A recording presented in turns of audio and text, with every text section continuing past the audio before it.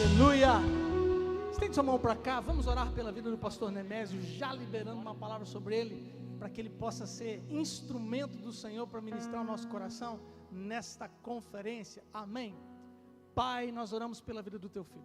Obrigado, Pai, porque temos o pastor Nemésio aqui, um amigo, um irmão, e cremos, Deus, que foi antes de estar no nosso coração, estava no teu coração este tempo e esse momento. Cremos que o Senhor falar poderosamente conosco nesta noite, usando o teu filho. Espírito Santo, toma ele nas tuas mãos e abra o nosso coração, no nome de Jesus. Amém e amém. A graça e paz a todos.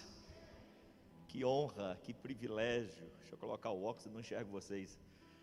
Que privilégio poder estar com vocês, que bênção. E hoje com a honra de ter o meu filho comigo, sobre quem eu tenho a grande responsabilidade de deixar um legado, né? Principalmente de caráter, de vida cristã.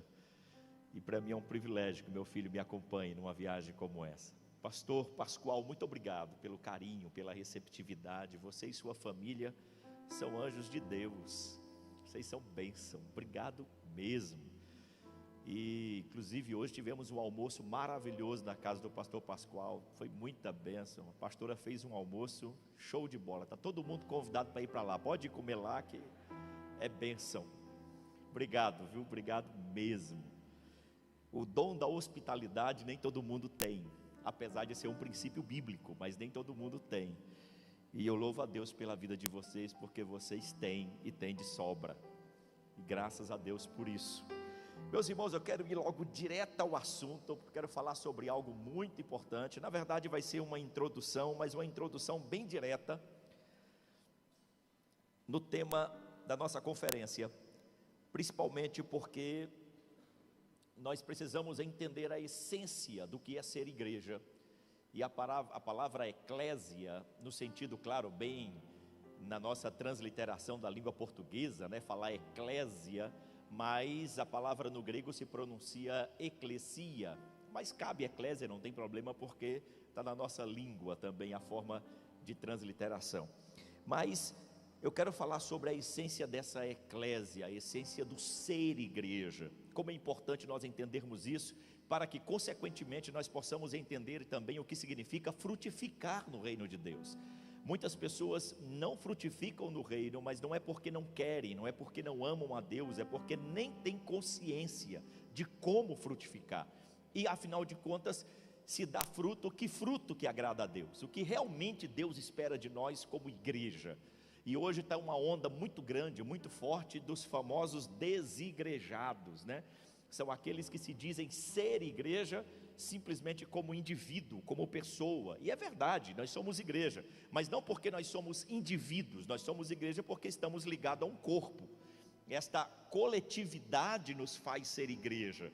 E é por isso que Paulo diz em Coríntios capítulo 12, de que nós somos individualmente membros e coletivamente nós somos o corpo de Cristo. Se nós dizemos que somos membro, mas também dizemos que somos corpo, mas não estamos ligados ao corpo, nós somos membros mutilados, e membros mutilados não servem absolutamente para a funcionalidade do corpo, porque ele não faz parte. Então ser membro é muito importante, desde quando esteja inserido no corpo. Se não estiver inserido no corpo, não tem a sua funcionalidade, não gera aquela sinergia, ou seja, todos os membros de um corpo funcionando de forma individual ou de forma ligada com outros membros, mas todos funcionam para que um único corpo tenha vida, e é o corpo de Cristo. Então vamos entrar hoje na essência do ser igreja, para que possamos aprender a frutificar. Aguenta o tranco aí? Foi meio duvidoso esse negócio aí. Aguenta o tranco? Quase me convenceu. Até bíblico perguntar 3 vezes. Aguenta o tranco? Aleluia. Então vamos lá, vamos aprender. Pode abrir a Bíblia em Mateus capítulo 16. Vamos ler do verso 13 até o verso 18. E aí vamos já começar a entender um pouquinho sobre isso. Mateus capítulo 16, versos 13 a 18. Que o texto diz assim: chegando Jesus à região de Cesareia de Filipe, perguntou aos seus discípulos, olha a pergunta que ele faz: quem os homens dizem que o Filho do Homem é? Eles responderam: alguns dizem que é João Batista. E Jesus nem sequer questionou quanto a isso. Afinal de contas, ele está perguntando sobre a opinião de pessoas distantes dele. O que essas pessoas distantes de mim dizem a respeito de mim? E os discípulos disseram: alguns dizem que tu és João Batista, outros dizem que tu és Elias, e ainda outros Jeremias, e um dos profetas. E vocês, pergunta ele agora para os discípulos, aqueles que andam com ele, aqueles que aprendem com ele, recebem ensinamento dele. Ele pergunta: e vocês? Perguntou ele: quem vocês dizem que eu sou? Agora ele está perguntando para você aqui: quem você diz que ele é? E graças a Deus que toda a igreja tem um Pedro. Ninguém disse amém, está certo. Toda a igreja tem um Pedro. Aí Simão Pedro respondeu: tu és o Cristo, o Filho do Deus vivo. Olha o Pedrão aí tendo revelação. Ele chega e diz: tu és o Cristo. Pronto, todo mundo está dizendo que tu és um dos profetas. Outros dizem que tu és até um profeta atual, João Batista. Mas eu entendo aqui que tu és o Cristo, o Filho do Deus vivo. E olha a resposta de Jesus, e coisa tremenda. Respondeu Jesus: feliz é você, Simão, filho de Jonas, porque isto não lhe foi revelado. Isso aqui é importante. Isso não lhe foi revelado por carne ou sangue, mas por meu Pai que está nos céus. Pedro teve uma tremenda revelação de que Jesus era o Messias, que ele era o Filho de Deus, e que estava ali não como profeta, mas estava ali como o Messias, o enviado do Senhor para salvar o mundo. E aí Jesus continua dizendo: eu lhe digo que você é pedra, ou Pedro, ou melhor, Petrus, que significa pedaço de pedra ou fagulha de pedra, é uma pedra quebrada. Você é Pedro, e sobre esta pedra, Petra no grego, edificarei a minha igreja. Ele está dizendo: você é pedaço de pedra, você é uma pedra quebrada, mas sobre esta rocha, Petra, sobre mim, edificarei a minha igreja, e as portas do Hades não poderão vencê-la. E isso é lindo, e vamos entender um pouquinho sobre isso. Apesar de que a palavra igreja no Evangelho, no Novo Testamento, é a primeira vez que aparece, a palavra igreja não foi inventada por Jesus e nem por nenhum dos apóstolos. A palavra igreja existia pelo menos 500 anos antes de Jesus. Inclusive alguns filósofos se usaram desta palavra, e a própria democracia grega se usava desta palavra para fazer as suas reuniões. E as reuniões que eles faziam, quando era chamada de eclesia ou eclésia, como falamos no português, era uma convocação para as reuniões nas praças para tomarem decisões na Grécia Antiga. Então a eclésia clássica grega era aquela que reunia para julgar ou para eleger seus governantes ou seus magistrados. E nesta eleição era convocado então o povo para ir para a praça. Era chamado, por isso é chamado eclesia, porque sai do prefixo ou do radical ek e do verbo kaleo, que juntando da eclesia, que quer dizer algo para fora, sair da casa e vir para a praça, para a ágora, como os gregos chamavam, e ali fazer as suas eleições. E é por isso que aqueles que não atendiam o chamado de saírem de suas casas, os seus oicos, e virem para a ágora ou para a praça, eleger seus magistrados e os seus governantes, no grego eram chamados de idiotes, que é de onde nós conhecemos a palavra idiota. Ela veio daí. Os que não iam para a reunião daquela eclésia para tomar decisões de governança eram chamados assim. Claro que nós não usamos a tradução da eclésia do grego clássico, porque a igreja não tem essa mesma finalidade que tinha no grego clássico.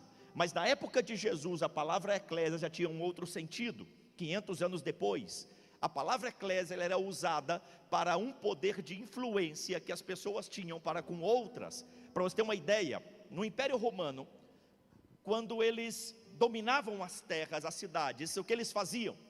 Eles preparavam pelo menos 300 homens que fossem de diversas áreas diferentes, e eram mandadas para as cidades dominadas para poder influenciar na cultura romana, porque era mais barato para Roma influenciar a sociedade para que desejassem ser romanos, do que destruir tudo e ter que reconstruir tudo de novo para poder governar.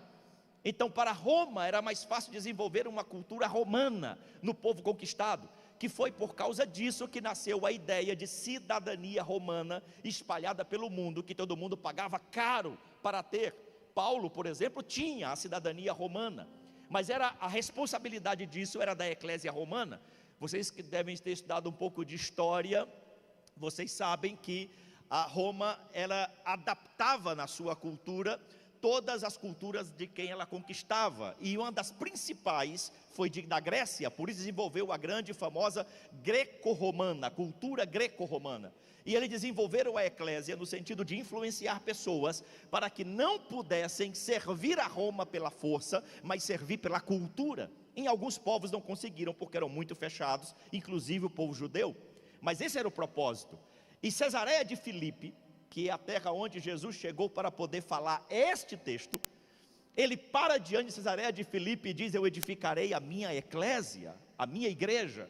Cesareia de Filipe tinha passado por um trajeto, uma situação séria, porque eles tentaram fazer um motim contra Roma, e o exército eclésia, ou os 300 homens que influenciavam a sociedade, estava dentro de Cesareia de Filipe, e influenciaram a cidade a não fazer o motim. E quando Roma chegou para resolver o problema, não precisou ter confronto, não precisou ter guerra, porque toda Cesareia de Filipe abriram as portas e disseram: olha, podem entrar, porque nós amamos a cultura romana. Aí Jesus chega diante de Cesareia de Filipe e diz: eu vou edificar a minha eclésia, e as portas do inferno não prevalecerão contra a minha eclésia. Ele estava dizendo: olha, a minha eclésia vai ser um grupo de pessoas que vai sair para influenciar o mundo, e aonde houver gente, todos vão desejar fazer parte da minha eclésia por causa da sua cultura. Então a essência do ser igreja não é se fechar nas quatro paredes e poder dizer: eu sou crente. A essência do ser igreja é poder sair cada um no seu campo de influência e transformar a cultura do outro. Isso significa que sobre nós tem uma grande responsabilidade. Primeiro, nós precisamos ter a cultura de ser igreja, para depois poder influenciar outros a terem a mesma cultura do ser igreja. Qual que é o problema de hoje? Deixa eu falar do Nordeste, porque o Mato Grosso eu não conheço tanto, mas deixa eu falar do Nordeste. No Nordeste, a cultura é muito, eu chamo de cultura campanheira. Não é companheira não, é campanheira. O que é cultura campanheira? É aquela que não importa a minha vida, o que importa é a solução dos meus problemas. Não importa o quanto eu sou igreja, o importante é o que a igreja pode fazer por mim. Não importa o quanto eu sigo a Cristo, o importante é o quanto Ele pode fazer milagre na minha vida. E aí, sem cultura de reino, as pessoas estão indo para as reuniões da igreja para poder buscar milagre, buscar bênção, buscar solução, mas saindo dali sem ser igreja, porque o único propósito é receber alguma coisa daquilo que Deus pode fazer. E isso tem feito o quê? Que o evangelismo mingue, que o relacionamento interpessoal que influencia o outro a se converter também não tenha mais efeito, porque nós não temos mais a identidade do ir, nós temos a identidade só do receber de Deus. Aí precisamos resgatar a essência do ser eclésia, para que possamos influenciar a outras pessoas. E aí é que está o nosso grande desafio. Eu olhar para mim mesmo e dizer: Deus, eu sou igreja, eu sou eclésia, junto com meu irmão, com meu outro irmão, com meu outro irmão, nós temos a cultura do reino de Deus.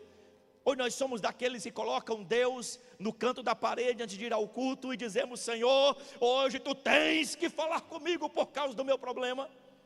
E muitas vezes o meu problema, a solução dele está naquilo que é a minha identidade, e não naquilo que Deus muitas vezes pode ou vai realizar por mim, mas na identidade que eu tenho, muitas vezes está a solução do meu problema. Então eu preciso aprender a ser igreja. Quando eu era pastor na Bolívia, em 94, eu pegava o trem ali em Corumbá para poder ir para Santa Cruz de la Serra, de lá seguir para Cochabamba, depois para Oruro, depois para Sucre, onde eu morava. E eu me lembro que lá naquela época era chamado de trem da morte. Hoje eu não sei como é que está, mas naquele tempo parecia mesmo trem da morte. E eu me lembro que eu pegava o trem, e algumas vezes o trem estava tão velho que no assoalho dele o buraco assim era aberto e dava para ver o trilho passando. E o espaço dos bancos eram tão próximos que sentava um de frente com o outro aqui no banco. E eram tão próximos e era de madeira e ficava bem reto aqui. Agora você imagina, naquele tempo o trem demorava 18 horas da fronteira até Santa Cruz. E não tinha como reclinar, era reto. Era tão próximo que quando eu sentava aqui, éramos dois, né? Eu sentava aqui, o outro aqui, ficava colado, ombro no ombro. E o que sentava de frente, colocava o joelho no meio das minhas pernas, eu colocava o joelho no meio das pernas deles. Agora você imagina 18 horas assim. E o pior, o balanço do trem era assim.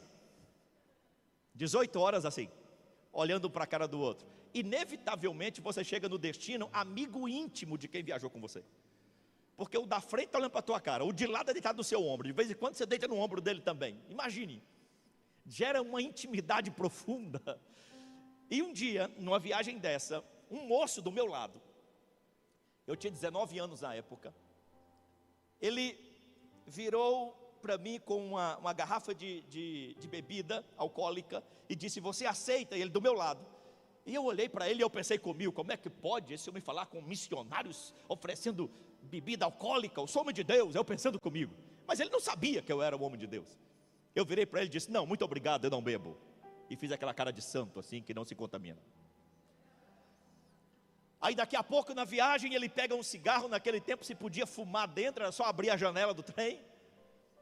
Ele pegou um cigarro, abriu a janela e disse: você aceita um? Eu falei: não, obrigado, eu não fumo. E me senti ofendido por aquilo que ele fazia. Durante horas e por vezes ele ofereceu a mesma bebida e o mesmo cigarro para mim. E eu chateado com aquilo, porque eu não aguentava mais aquele bebum e viciado em fumo do meu lado. Quando nós chegamos em Santa Cruz, descemos do trem, por alguma razão ali, eu mexendo na mala, tive que abri-la.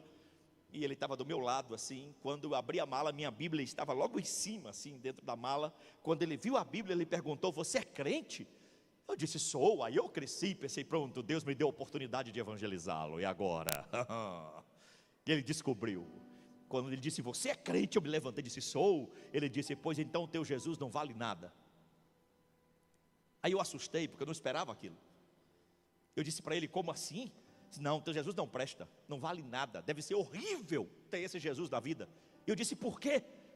Ele disse: porque durante essa viagem toda eu te ofereci tudo o que eu considero de melhor na minha vida, e você em nenhum momento falou para mim que você era crente.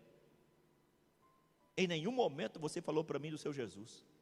Na hora eu não tive nem coragem de evangelizá-lo, de tão envergonhado que eu fiquei. E a partir daquele dia eu disse: a partir de hoje, quem encostar vai ouvir. Gostando ou não gostando, vai ouvir. Porque eu descobri que a minha identidade de ser igreja estava muito fajuta. Eu descobri que eu tinha o título de crente, mas eu não tinha o DNA, eu não tinha a essência. Eu não conseguia influenciar as pessoas. Você consegue entender o que eu estou dizendo? Quem encostar em você vai ser que tipo de crente? Quando eu me converti, pastor Pascoal, eu tinha 13 anos. E eu me lembro que éramos 100 jovens na igreja, assim, adolescentes e jovens. E eu me lembro que muitos jovens eram muito dinâmicos. E um veio e colou em mim. Um rapaz chegou e disse: rapaz, eu vou te ajudar. E me levou para a casa dele, me acompanhava. Só tinha um problema: ele gostava naquela época de dançar lambada. E lá vou eu para a casa desse irmão e ele me ensinou a dançar lambada. Década de 80, a lambada estava em alta. Alguém desse tempo aqui? Quase ninguém. Tá certo. E estava em alta esse negócio. E eu morava, como eu morava na rua, então eu acabei indo para a casa do pastor, morar com ele quando eu me converti. Outro dia eu conto meu testemunho aqui de como foi a situação. E eu chego na casa do pastor um dia, tinha acabado de aprender essa lambada. Eu disse: pastor, ele disse: como é que foi lá? Eu falei: foi bênção. E o irmão lá: foi bênção na sua vida? Foi demais, pastor. O senhor acredita que eu aprendi a dançar lambada? Aí o pastor olhou para mim e disse: não foi não. E eu contando o testemunho da bênção, irmão. E o pastor disse: como é que foi essa história? Me conta aí, dando corda. Pois é, pastor, eu não sabia dançar lambada. O irmão lá é fera, hein? Me ensinou, que foi uma beleza. E quem mais estava lá? Eu falei: não, tinha vários irmãos. Tinha irmã fulana, irmão Beltrano, irmão não sei o que, idealista. E o pastor: é mesmo? E as irmãs dançavam também. Pastor do céu, você não tem ideia. É muito talento. E o pastor, é mesmo, que bênção, né? Então foi bom, né? Foi maravilhoso, pastor. Eu com as irmãs no relabucho lá, ó. Eu nem sabia o que viria depois. Essa parte eu não vou contar, não. Deixa para sua imaginação. Só sei que depois do tratamento, o pastor me chamou e disse: está vendo aquele jovem ali? Ele ora 3 vezes ao dia, cola nele. Está vendo aquele outro ali? Jejua, cola nele. Está vendo aquele outro? Já leu a Bíblia umas 5 vezes, cola nele. Pronto, resultado disso, virei pastor. Ah, você não entendeu, tá bom. Ou seja, quando nós estamos vivendo uma identidade de igreja, nós influenciamos as pessoas naquilo que é ser igreja. Agora, quando nós não vivemos uma identidade de ser igreja, quem encosta em nós vai refletir do nosso fruto. Então, quem anda com você fica mais crente ou menos crente? Quem anda com você ama mais a igreja ou murmura da igreja? Quem anda com você serve mais ou para de servir? Quem anda com você desenvolve talento no reino de Deus ou enterra os seus talentos? Quem anda com você ora mais ou para de orar? Quem anda com você fala bem ou fala mal do pastor? Não ia falar isso não, foi outra coisa. Ou seja, você vai dar fruto na pessoa daquilo que você é a sua identidade que faz isso. Então, o resgate de ser igreja vai ser tão contagiante no nosso meio, no corpo de Cristo, que a cidade vai ser influenciada pela eclésia, e o povo vai se apaixonar e vai querer ser igreja. É a essência.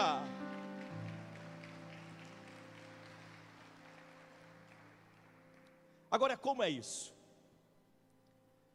O texto que fala sobre Cesareia de Filipe e a influência da eclésia romana lá dentro para evitar uma guerra, e Jesus usa disso para dizer: eu vou edificar a minha eclésia. A palavra que ele usa de edificação ali é uma palavra literalmente de construir mesmo, tijolo por tijolo, fundamento, parede, tudo. Oikonomel significa construir do nada, fazer passo a passo. Ele diz: eu vou construir a minha igreja. E isso faz com que nós também sejamos construídos em influência. Deixa eu dizer algo sobre influência, que é muito sério. Veja lá, Mateus capítulo 5, versos 13 a 16. Ou só o verso 13, vamos ficar só no verso 13. Mateus 5,13 diz: vocês são o sal da terra, mas se o sal perder o seu sabor, como restaurá-lo? Não servirá para nada, exceto para ser jogado fora e pisado pelos homens. Jesus disse: vocês são o sal da terra. O sal, ele tem uma tríplice função no contexto bíblico. Primeiro, de dar condimento, tempero mesmo, sabor na comida. O sal serve para isso. Então nós como igreja precisamos dar sabor a este mundo. O sal também servia para conservar. Os alimentos daquele tempo não eram conservados em geladeiras, em freezer.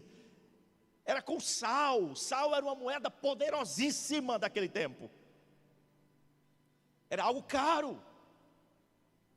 Mas também o sal tinha uma outra utilidade, que inclusive na cultura judaica é muito usada, principalmente no Talmud, o livro das tradições judaicas, fala muito disso, sobre este sal da terra, que era usado como um agente que travasse, que eliminasse, que impedisse, que neutralizasse germes, fungos, bactérias. E sabe como? No Talmud diz que os judeus faziam suas necessidades, principalmente na época da peregrinação de Moisés. Imagine 2,5 milhões de pessoas peregrinando no deserto, e a Bíblia diz que por lei as suas latrinas tinham que ser construídas a 30 metros fora do arraial. Mas imagine 2,5 milhões de pessoas frequentando latrinas a 30 metros fora do arraial. Ia ficar muito aromático. Como eles resolviam um problema desse? Na tradição judaica mostra que era o sal que resolvia o problema. Eles faziam buracos na areia jogavam sal em cima e enterravam. E o sal não somente ajudava junto à areia para não subir os odores, como também matava toda bactéria, todo germe, todo fungo, e não proliferava doenças. Quando Jesus vem e diz isso, vocês são sal da terra, imagine o judeu pensando na tríplice função do sal. Inclusive naquela época era muito comum as pessoas andarem com bolsas com sal, porque vai que por alguma razão surgisse algum problema desse de obreiro, né? Obreiro é aquele que faz a obra. Vai que surgisse um problema desse, era muito comum ter sal numa bolsa. Então quando Jesus falou, vocês são sal da terra, ele estava dizendo, vocês vão dar sabor. Aí aquele outro que pensa, fala, meu Deus, tanta carne de carneiro tem lá em casa, conserva. Aí o outro que acabou de frequentar a obra do obreiro, e dizer, e acaba com germes, elimina bactérias e fungos. Nós somos o sal da terra porque a única razão de Deus não entrar com total juízo nesse mundo é porque todas as vezes que o odor deste pecado chega às narinas de Deus, tem a igreja proclamando o grande amor e a misericórdia do Senhor, que encobre esse odor do pecado, e antes de vir a justiça, o juízo, vem a misericórdia do Senhor, porque tem uma igreja proclamando o evangelho, sendo igreja de verdade na vida de alguém. Senão o juízo já teria vindo sobre esse mundo. Mas a nossa capacidade de influência é fundamental. Agora você vai entender o quanto nós oramos errado como igreja. Senhor, manda gente para esta igreja, Deus. Uma vez orando do lado de um irmão lá na igreja, ou inclusive esse ano é o ano do crescimento lá, nós estamos profetizando o crescimento. E eu me lembro que quando ajoelhei do lado dele, que eu coloquei a mão no ombro dele assim para poder orar por ele, eu nem consegui orar porque eu já ouvi a voz dele dizendo, Deus, manda gente para cá, enche essa igreja de pessoas, e Senhor manda pessoas, faz as pessoas virem para esta igreja. E eu fiquei ouvindo, e ele estava orando até bonito, porque afinal de contas é o ano do crescimento. E na hora o Espírito Santo falou comigo assim, essa oração só é válida se ele entender o ir. Essa oração não vai ter poder nenhum se nós ficarmos aqui pedindo para Deus mandar quando nós não formos buscar. Não vai fazer efeito, porque não é papel de Jesus mandar pessoas, é o papel de Jesus mandar o crescimento. Deus dá o crescimento, mas quem planta e quem rega é a igreja. A igreja precisa plantar, a igreja precisa regar, a igreja precisa ir para gerar o seu DNA, a sua própria espécie, e Deus vai mandar o crescimento. Então qual é o meu campo de trabalho como igreja? É o meu campo de influência. Esse é o meu campo de trabalho como igreja. Tem muita gente na igreja orando e pedindo a unção que nunca vai receber. Eu vou te dar um exemplo. Eu orei muito tempo pedindo para ser cantor. Quem lembra quando eu falei isso aqui? Eu orei pedindo para ser cantor. Eu disse, Deus, eu quero cantar. E eu fui ensaiar para cantar. Sina de novo convertido, não é isso? Todo novo convertido, quando se converte, quer ser cantor. O que acontece com ele? Se frustra e vira pregador.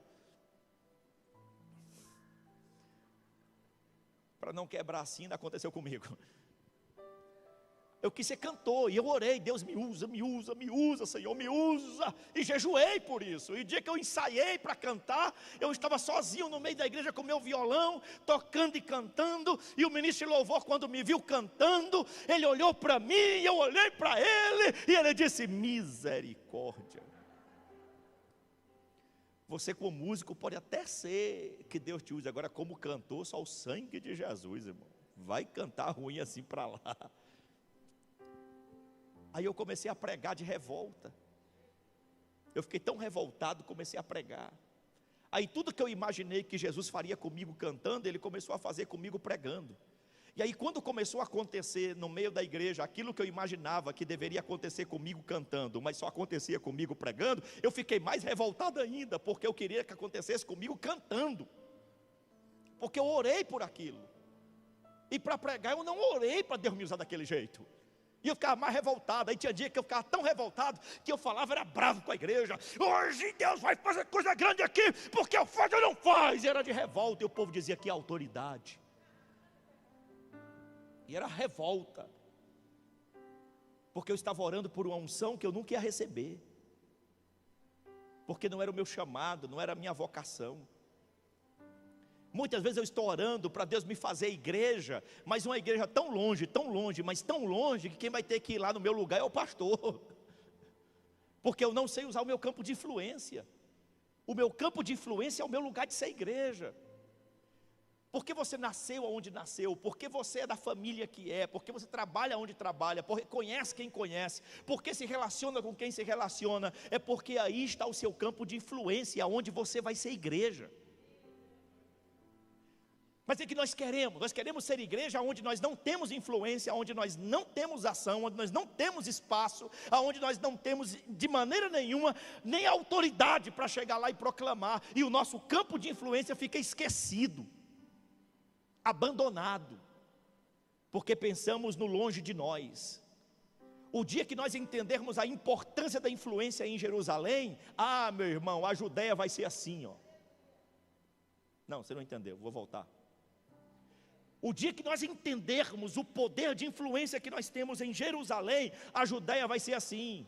E o dia que a Judéia for assim, Samaria vai ser assim. E o dia que Samaria for assim, os confins da terra também serão assim. Porque tudo começou no nosso primeiro campo de influência. Uma irmã chegou e disse, até falei aqui no seminário Fator Mentalidade, que ela chegou para mim e disse, pastor, lá meu trabalho é um ninho de cobras. E eu disse, por quê, irmã? Não, porque é um ninho de cobras, eu não sei o quê. Eu falei, então, quanto tempo você está lá? 4 anos. E como é que está vivo até hoje? Porque só tem uma espécie viva que sobrevive dentro do ninho de cobras. Porque dentro do ninho de cobra, ela come tudo que tiver vivo. A única espécie que sobra vivo lá dentro é cobra. A irmã está lá 4 anos e está viva ainda. O senhor está me chamando de cobra? Não, pelo amor de Deus, jamais. Só estou admirado do milagre. Mas que espécie você é? Você é águia? Se você é águia, transforma o objetivo do ninho. Se lá é ninho de cobra e a águia chegou, pega a cobra, voa bem alto, vai lá em cima, solta ela lá de cima e volta e faz o ninho virar ninho de águia. Você está lá. Seja a espécie predominante. Eu sou crente no meu trabalho, ninguém é crente. Meu Deus, estão me perseguindo, é uma tribulação na minha vida, pastor, não sei o que fazer, é um desespero. Não, quem vai desesperar é o diabo, você chegou lá. Você é igreja. A sua identidade, a sua essência do ser igreja é tremendo, você que não entendeu ainda. O seu campo de influência é o seu campo de ação, e não é de qualquer jeito não, é na autoridade do Espírito. Ouse, e você vai ver. A minha esposa um dia, ela era adolescente da igreja também, ela morando em João Pessoa na época, ela é de lá. Ela viu que Deus falou muito de mover do Espírito na igreja, e um dia ela falou assim, olha, eu quero expulsar demônios, Senhor, aonde eu chegar, que tiver endemoniado, que se manifeste, porque o Senhor vai me usar. Olha a oração que ela fez, irmão. E ela foi trabalhar de ônibus. Quando ela entra no ônibus lotado, ela está lá atrás, no ônibus, quando de repente alguém lá no corredor começa a gritar, ai, vou matar, eu odeio, e o povo fica, segura aqui, segura dali, segura daqui, segura dali, e a pessoa cai numa assoalho, aquela confusão toda, e aí fala que é surto psicótico, não ficou doido, não é esquizofrenia, e o outro, ai, não sei o quê. Aí o Espírito Santo falou, vai lá, é demônio. Você não disse que aonde tivesse demoniado era para se manifestar? Vai lá. Aí ela dá licença, chegou lá, sai em nome de Jesus, pronto, a pessoa foi liberta. Aí ela já levantou e falou, está vendo, só Jesus pode fazer uma obra dessa. Resultado, virou evangelismo dentro do ônibus. Entende o que estou dizendo? Sabe qual é o nosso problema? Nós não sabemos usar o que somos e o que temos. Ser igreja é algo tremendo. Eu vou falar disso mais amanhã. Você vai ver onde é que nós estamos posicionados como igreja e por que essa cidade vai ser pequena para essa igreja. Porque quando você entender isso, você vai agir, você vai atuar e você vai entender.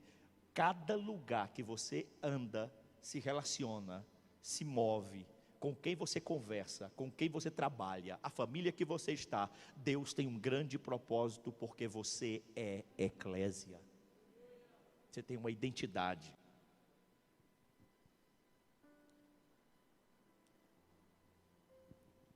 Olha o verso 18, coloca o verso 18 de novo, por favor.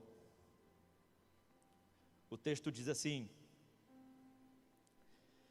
e eu lhe digo que você é Pedro, e sobre esta pedra edificarei a minha igreja, e as portas do Hades não poderão vencê-la. Eu estava dizendo sobre a igreja, o inferno não tem poder. A igreja tem poder sobre o inferno.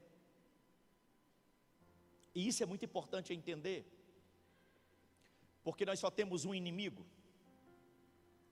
e esse inimigo não é carne nem sangue, esse inimigo é espiritual. Nós lutamos contra ele. Aí ele quer transferir essa inimizade para os irmãos, mas aí o salmista já disse: quão bom e quão suave é que os irmãos vivam em união. Quão bom e quão suave é que os irmãos vivam em união. A versão Reina e Valera, em espanhol, em 1960, traduziu essa palavra suave por delicioso. Mirad cuán bueno y cuán delicioso es que los hermanos habitan en armonía. Delicioso. Mas o texto diz que essa unidade dos irmãos é como duas vezes. No primeiro é como, diz que é como óleo precioso, que desce sobre a cabeça, a barba e vai até a orla das vestes de Arão. A unidade da igreja gera uma autoridade sacerdotal da igreja. Mas não é qualquer autoridade sacerdotal que a unidade da igreja gera. É a unidade do sumo sacerdote, ou a unção do sumo sacerdote. Você vai entender melhor. Quando os irmãos estão unidos, é equivalente à unção que era derramada sobre o sumo sacerdote Arão. Sabe o que significa isso?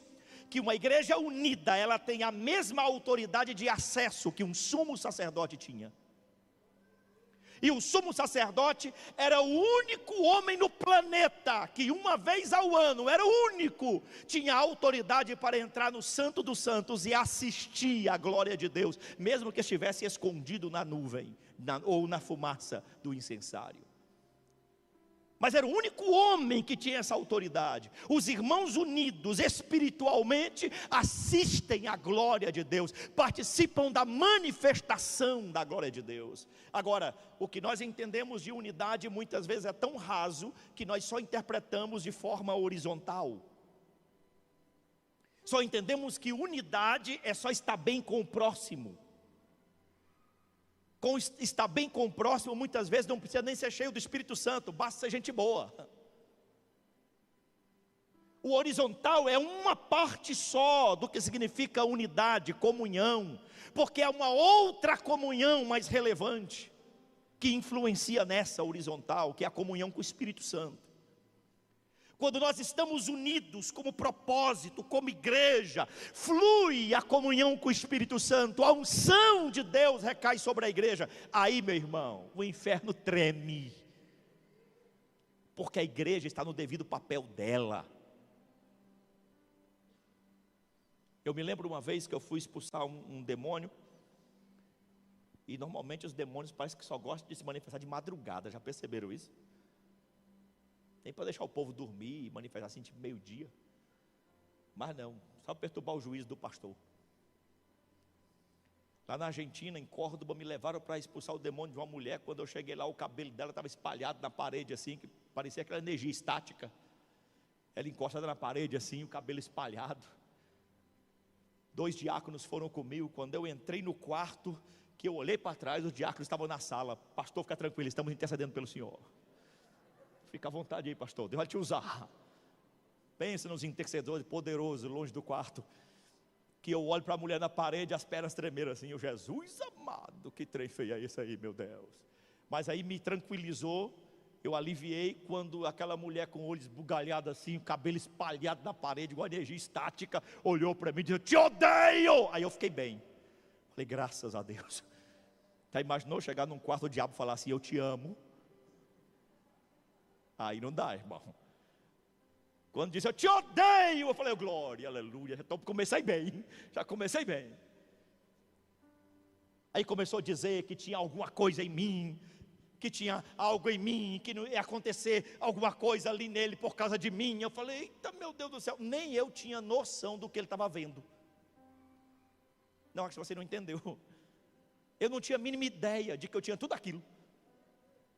E eu lá, do jeito que eu acordei, do jeito que eu entrei, tirando a perna que tremeu, estava tudo do mesmo jeito que eu achei que sempre fosse. O mesmo pastor que estava em casa dormindo, era o mesmo que estava lá: Jesus, misericórdia, Jesus. E o diabo olhando, estou pegando fogo, é um negócio, você sai daqui, eu te odeio, eu não sei o quê. E eu do mesmo jeito. Não vou traduzir para você poder entender melhor. É porque nós não temos consciência do que significa ser igreja no mundo espiritual.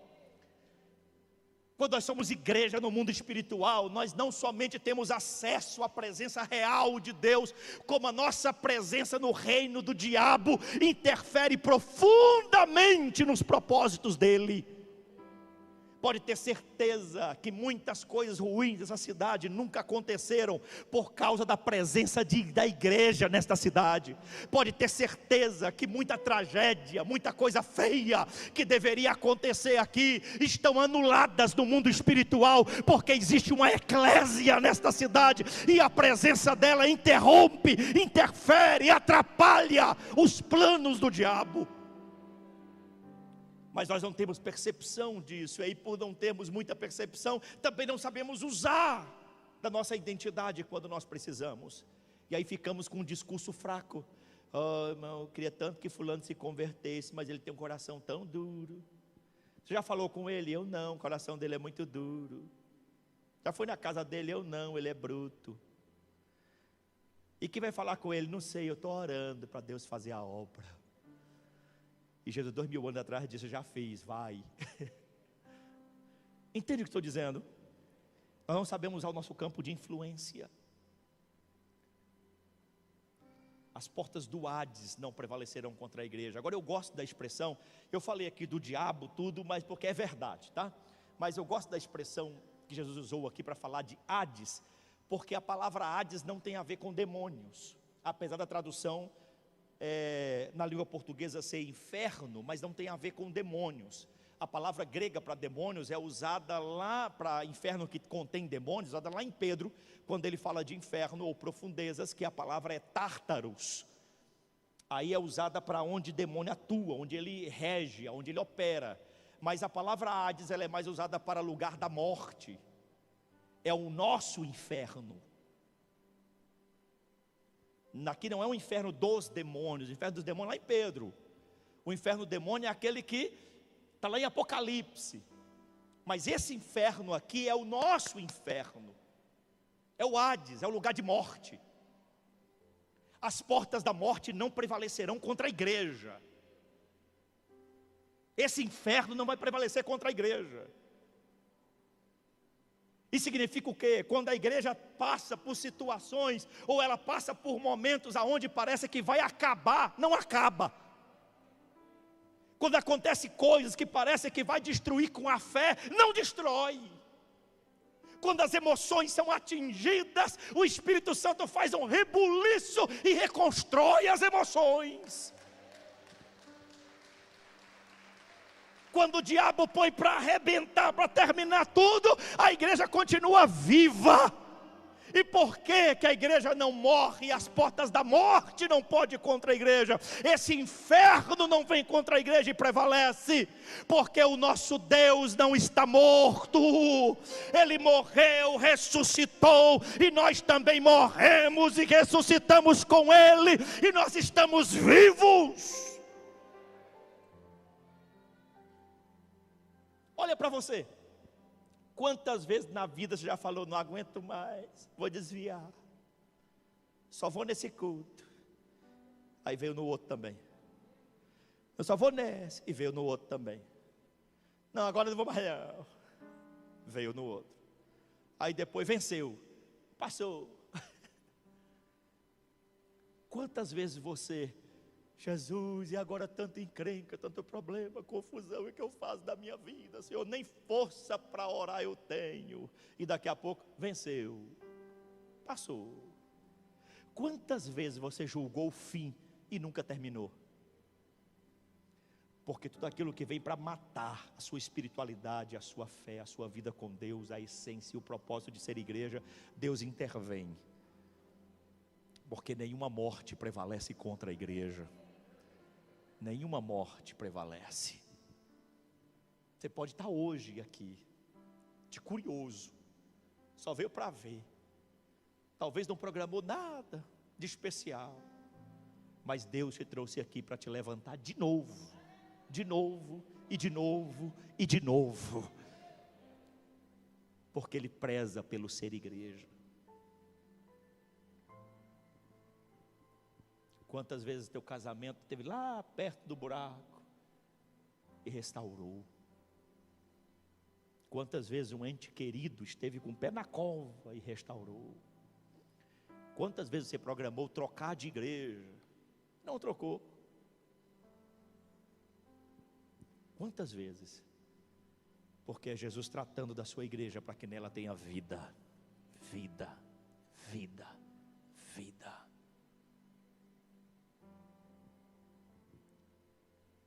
Mas algumas vezes também a porta do inferno, ou do Hades, ou daquilo que promove morte, claro que o diabo sempre vai trabalhar para promover morte, acaba se tornando também uma batalha espiritual, mas muitas vezes nós não temos que ficar só aqui resistindo, porque as portas do inferno também não prevalecem quando nós temos que invadi-la. Aí temos que usar o famoso ariete, aquele que vai lá, meter aquela testa de ferro no portão até quebrar as trancas, e arrombar e entrar, para restituir, restaurar aquilo que é direito nosso. Não dá para ficar passivo, principalmente no mundo de hoje, como igreja não dá para ficar passivo. Precisamos ousar mais. Então o meu conselho é você chegar hoje na sua casa, olhar no espelho, de preferência no banheiro, tranca a porta, para não ter nem a influência da sua esposa, nem do seu esposo. Tranca a porta, olha no espelho, olha no seu olho e fala assim: eu sou igreja e acabou. Eu sou homem de Deus e acabou, eu sou mulher de Deus e acabou, vou fazer a vontade do Senhor, porque eu sei que nele eu posso confiar, e eu sei que como igreja tudo vai acontecer ao meu favor. Posicione-se, porque as portas do inferno não prevalecerão contra a igreja. Eu me lembro que eu passei por uma luta muito grande uma vez, e eu disse que ia desistir do meu chamado.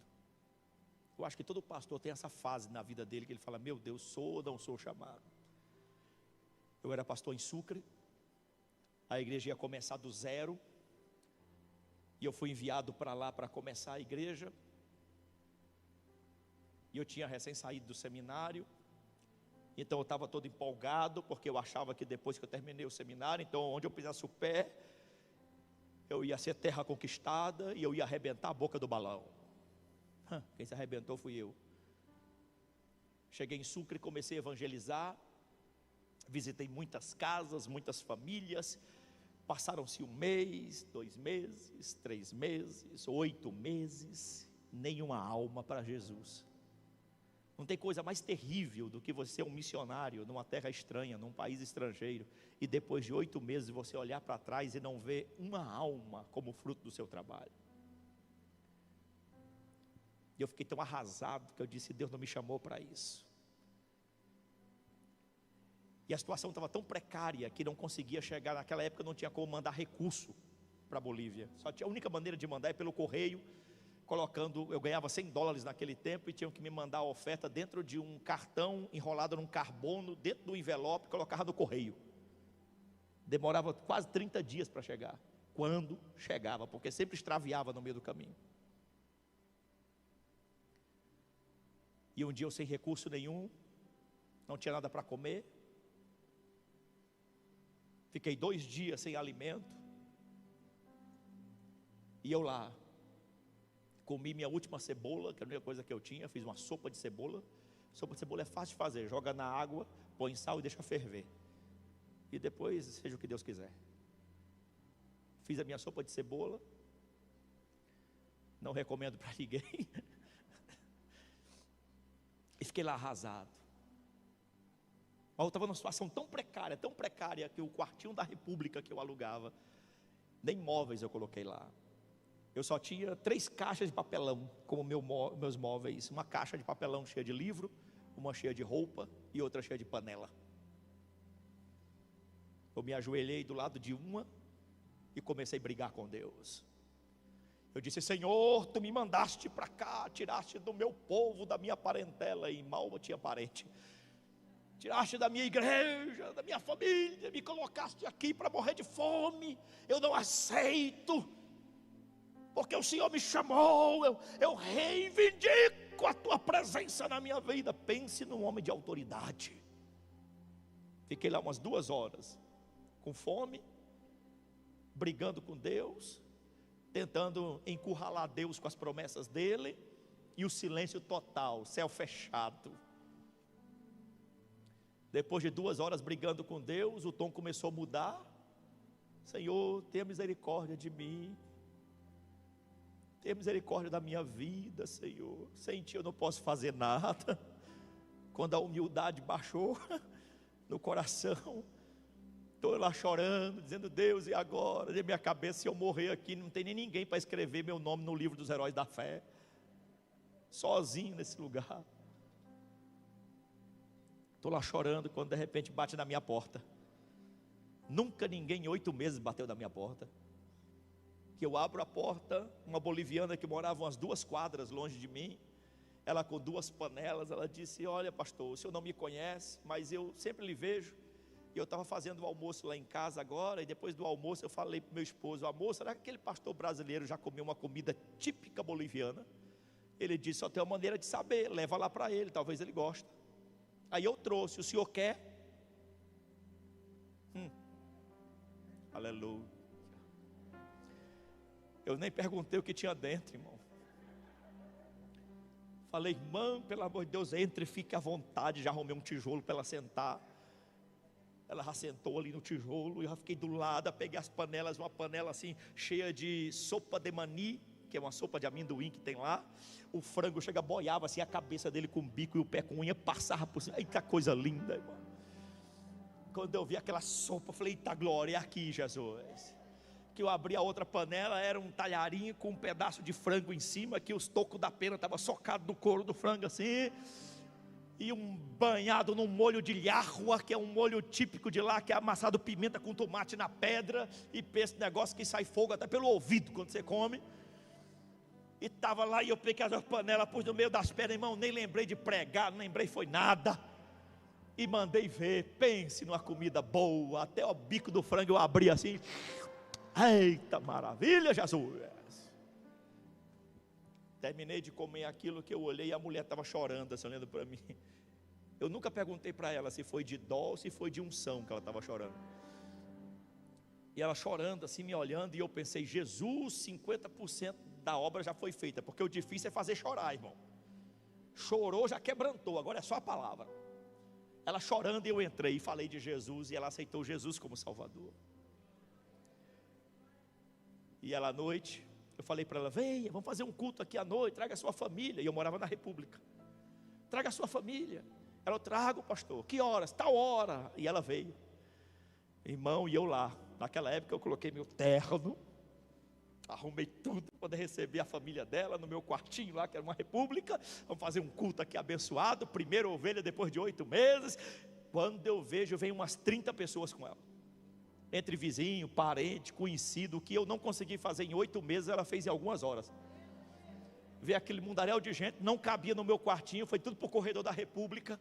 Só deu vizinho saindo, colocando cadeira para o lado de fora, arrumaram a mesa para mim. Até os vizinhos viraram diáconos, tudo me ajudando lá e servindo. E naquela noite, eu olhei e falei, não é culto, é cruzada. E foi tremendo, 13 almas se converteram naquela noite. Aí eu fui agradecer a Deus antes de dormir. O Senhor falou comigo, está vendo? Não é de um grande homem que eu faço a obra, não é de um grande pastor, não é de um grande missionário. Eu só preciso de um servo, quem se submeta à minha vontade, o resto é comigo. A essência do ser igreja é mais importante do que as nossas vaidades e os nossos egos, nossas vontades próprias, porque muitas vezes o que nos segura de não ser igreja é aquilo que nós queremos para nós. É isso que muitas vezes nos segura para não sermos igreja de verdade. Mas dá uma olhadinha de lado e diga, hoje vai ser diferente, irmão.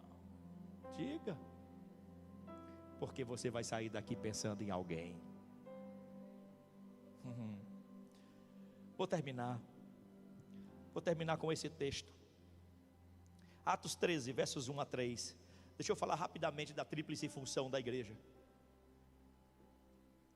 do ser eclésia. Atos 13, de 1 a 3. Olha o que diz.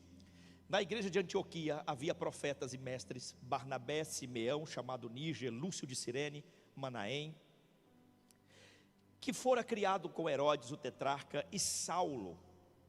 Enquanto adoravam ao Senhor. A palavra adorar aqui, ela no grego, ela é a mesma que diaconia. Então é adorar e servir, se mistura no grego, adorar e servir. Então eles serviam ao Senhor e jejuavam. Enquanto eles serviam ao Senhor e jejuavam, disse o Espírito Santo. O Espírito Santo ainda fala. Disse o Espírito Santo: separem-me Barnabé e Saulo para a obra que os tenho chamado. Aqui está a tríplice função da igreja. A igreja, ela funciona a partir do momento que ela entende a essência do servir. Depois que ela começa a servir, dentro do servir, Deus começa a manifestar os chamados. E nos que são chamados, Deus delega a igreja para separá-los. Se não entrar esse fluxo, esse giro sequenciado da tríplice função da igreja, a igreja fica sem ministros. A única maneira de aparecer, de existir, de funcionar como igreja, é que ela gire nessa roda de servo, chamado, separado, servo, chamado, separado. Não é ao contrário. Ninguém nasce aqui em cima, nasce servindo aí, e é servindo aí que nasce o chamado, e é no chamado que o Espírito Santo manda fazer a separação. Mas o Espírito Santo vai se calar na igreja quando não há servo, porque ele não pode chamar quem primeiro não aprendeu a servir. Então ser igreja passa pela essência de servir, e não de vir para cá, transformar isso aqui num amuleto. Aqui é o lugar de trabalhar, de servir, de fazer alguma coisa. Não dá para você poder vir, ficar um dia, 1 ano, 2 anos, 3 anos, 10 anos, só de espectador. Isto não é ser igreja. Ser igreja é você ter diaconia, é ter serviço, é assumir a sua identidade. E quando você assume a sua identidade de igreja, inevitavelmente Jesus vai arrumar alguma coisa para você fazer. Inevitavelmente. Mas está na onda hoje, todo mundo dizer: olha, eu sei que Jesus está me chamando, mas eu acho que não é o tempo, eu fico sempre fugindo, mas Jesus conhece o meu coração. E é esse que é o problema, Ele conhece o seu coração. Agora ele tem ciúme dos chamados e ele não vai abrir mão de quem ele chamou. Tem duas maneiras de você vir servir: ou você vem por vontade própria, eu estou falando de quem já está envolvido, ou ele te pega no laço, vai dar uma laçada boa em você, porque a cada um ele tem uma maneira de convencer. E aqueles que ainda não aprenderam a servir, vai ter que ter uma experiência com Deus o suficiente para se render ao serviço.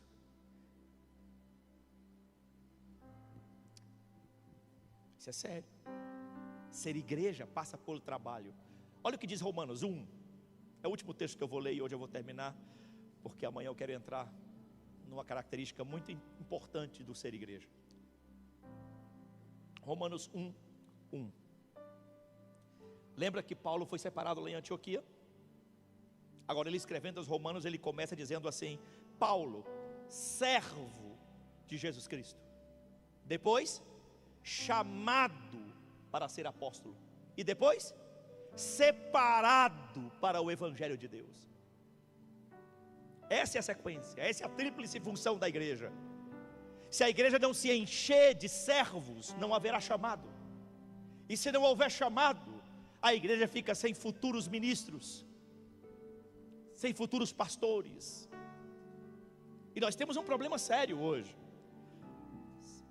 Lá em Recife acontece isso, você reunir com um número de adolescentes e falar assim: eita, olha o tanto de pastor aqui que vai ser no ministério. Você está amarrado em nome de Jesus, está repreendido. Muitos adolescentes hoje não querem ser pastor. Muitos jovens hoje não querem ser pastor. Mas por que não querem? Porque há uma falha na nossa identidade, há uma falha na nossa essência. Porque se a nossa essência de ser igreja começa de berço lá dentro de casa, a paixão vai se revelar aqui. Servo. Se o teu filho fechar os olhos agora e pensar em você, qual é a principal imagem que ele vai ter de você? É lendo a Bíblia? É orando? Ou é gritando? Ou é reclamando? Qual é a imagem na sua casa? Se alguém for pensar na imagem mais nítida que possa revelar da sua casa, que imagem seria? Revelaria você como igreja? É essa essência que temos que voltar.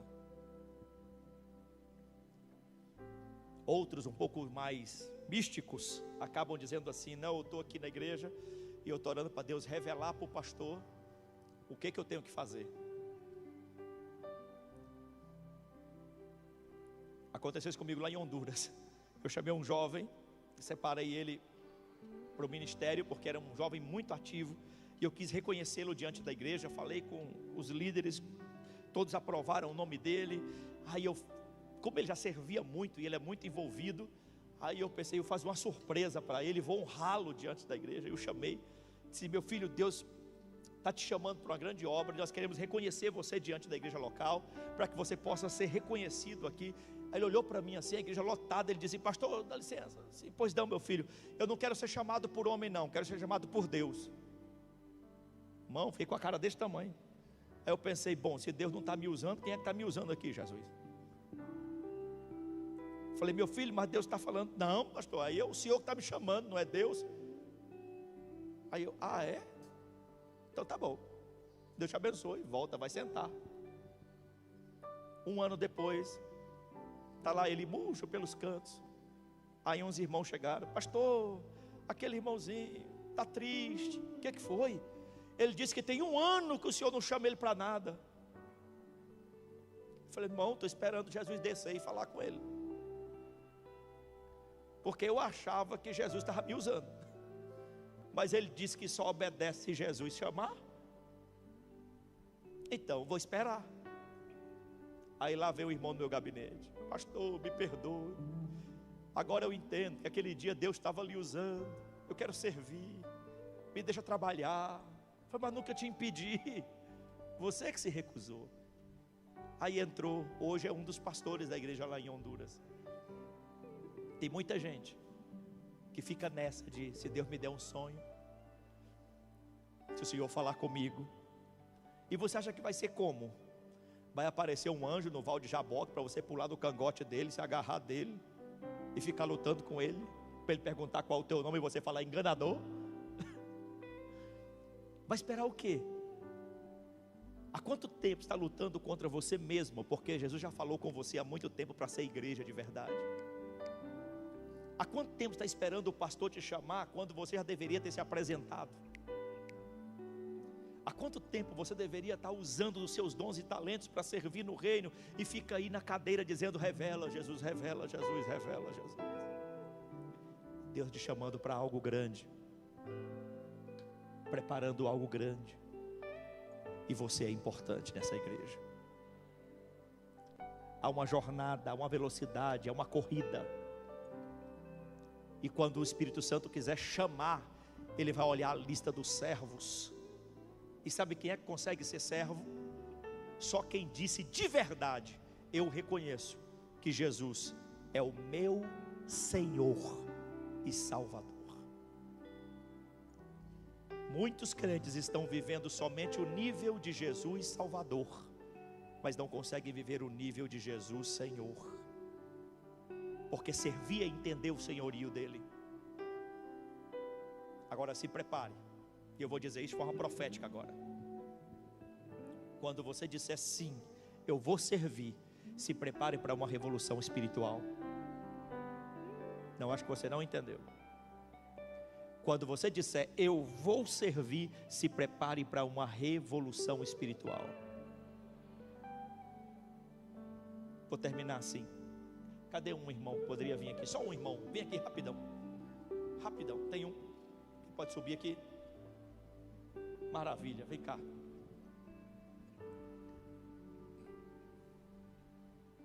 Rapaz, Jesus mandou um bonito. Como é que você chama? Batista, pronto. Está na igreja Batista e o nome é Batista. Escute, Batista. Quando você serve a Deus, não é mais você que é a garantia, Ele é a garantia. Aí a Bíblia diz que Ele vai na tua frente, e a Bíblia diz que Ele está com você. Agora a coisa mais linda é que você vai fazer a obra, vai andando, e os sinais vão atrás de você. Ok, para aí. O que acontece com as igrejas de hoje? Pastor, por que paralítico não anda mais na igreja como andava antigamente? Por que cego não vê como via antigamente? Porque os sinais na igreja perderam o propósito. Não é porque a unção diminuiu, não. É porque os sinais é para o serviço da igreja. Vem aqui. Os sinais não são para massagear a fé dos crentes, o ego dos crentes, fazer a igreja se sentir mais espiritual. Não é isso. Sinais é para intervir numa necessidade do serviço. Não, vou falar de novo. Vamos lá, vai andando. Meu Deus, a cobra. Aí a cobra vai parar a obra. Aí o Senhor, não vai parar não. Pega em serpente, vai fazer mal algum. Pegou a serpente. Não, você não entendeu, tá bom, vou falar outra coisa. Vamos de novo. Vai servindo. E o sinal vai seguindo. Meu Deus, veneno vai parar a igreja? Vai. Não, então pode beber, não vai fazer efeito nenhum. Pode seguir, vai servindo. Vamos de novo, volta. Os sinais vão seguindo. Mandando. Meu Deus, o demoniado. É o demoniado aqui não passa. Acabar. E não sei o que. Aí o Senhor diz, endemoniado. Aí o sinal diz, pode expulsar. Sai em nome de Jesus. E a igreja vai seguindo. Vai servindo. De novo, vem. Os sinais seguem. A igreja vai andando. Meu Deus, doença. Já entenderam? Aí você, meu Deus, o que eu tenho que fazer, meu Deus? Só põe a mão. Por quê? Se essa doença está interferindo em você ser igreja, se essa doença está interferindo em você servir, se essa doença está atrapalhando o propósito de ser igreja, põe a mão e curarão os enfermos, e a igreja continua.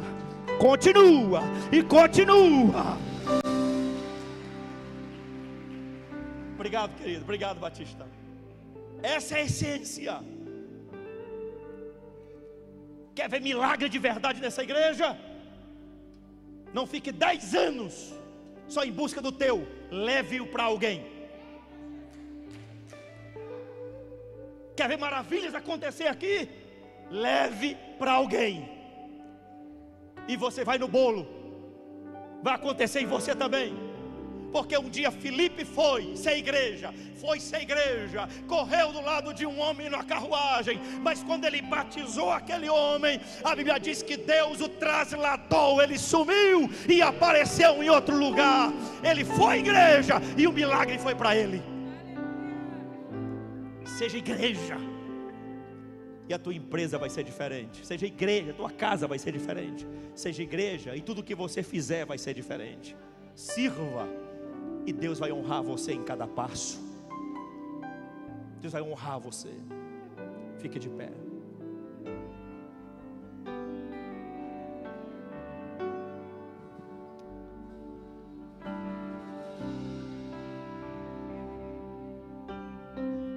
Eu quero orar com você.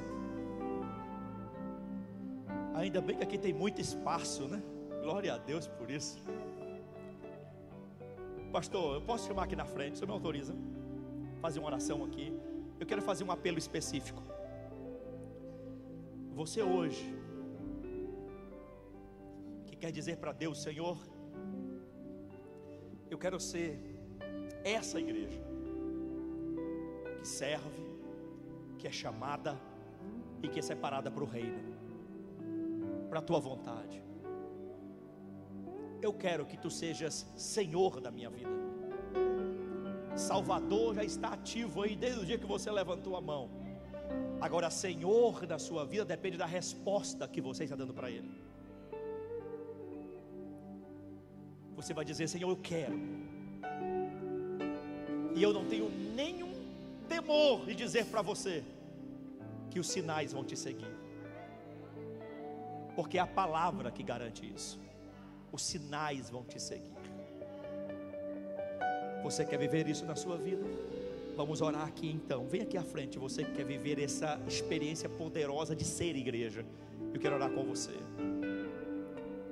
Você que entendeu isso.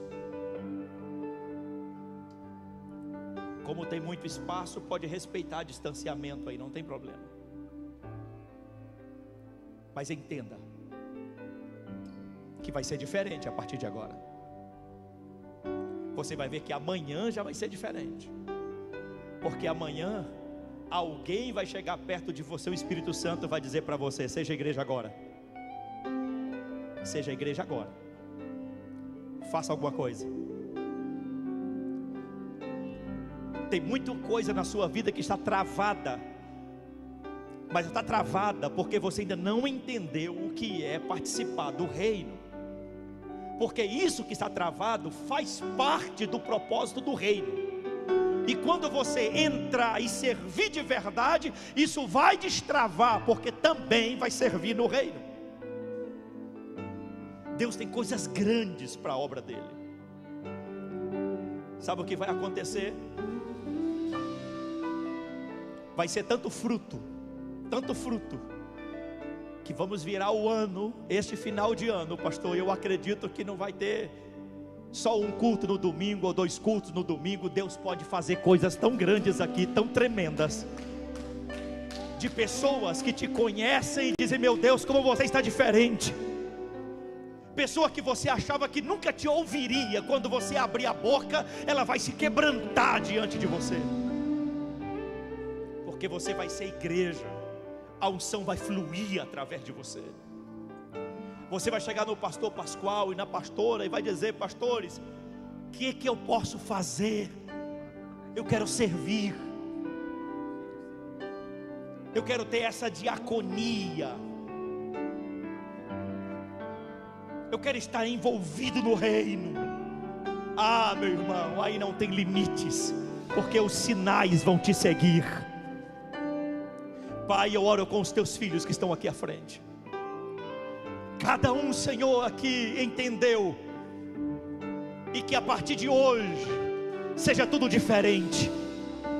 que o teu Espírito Santo traga a eles uma profunda paixão, um profundo amor, e que eles tenham uma profunda entrega, uma profunda rendição, e que esta igreja, Pai, que a igreja Betel deste lugar, seja algo poderoso do Senhor para esta cidade.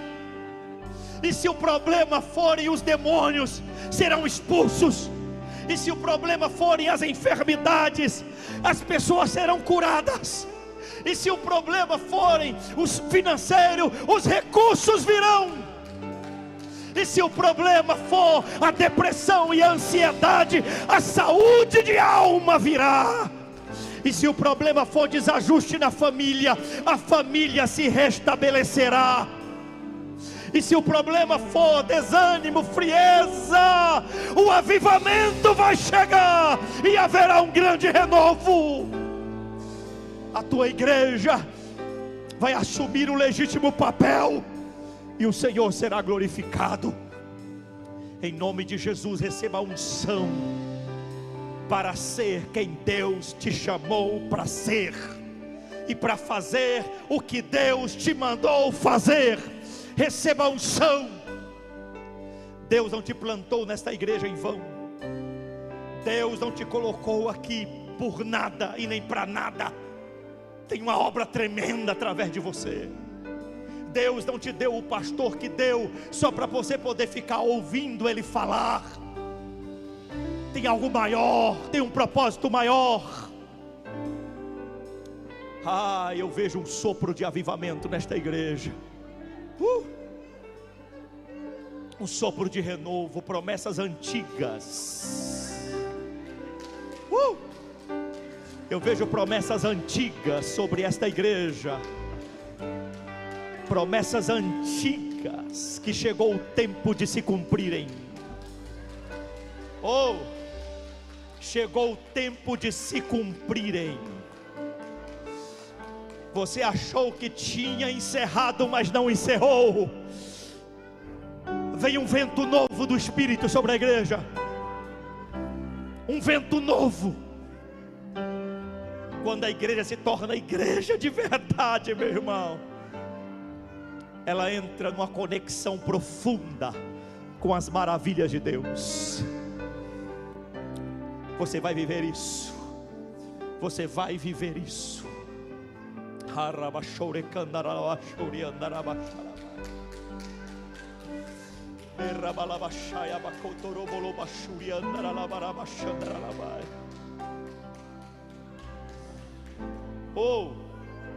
O pai de 1 será pai de 100, e o pai de 100 será pai de 1000,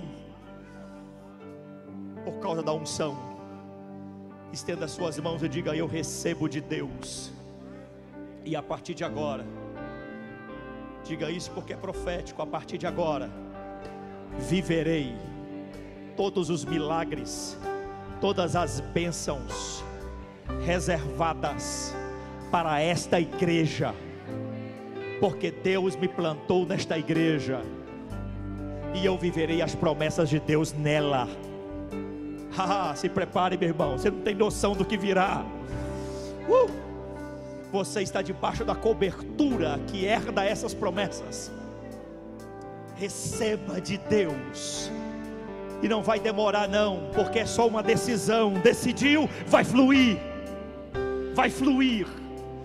Até o final dessa conferência já ouviremos testemunhos disso, porque vai fluir.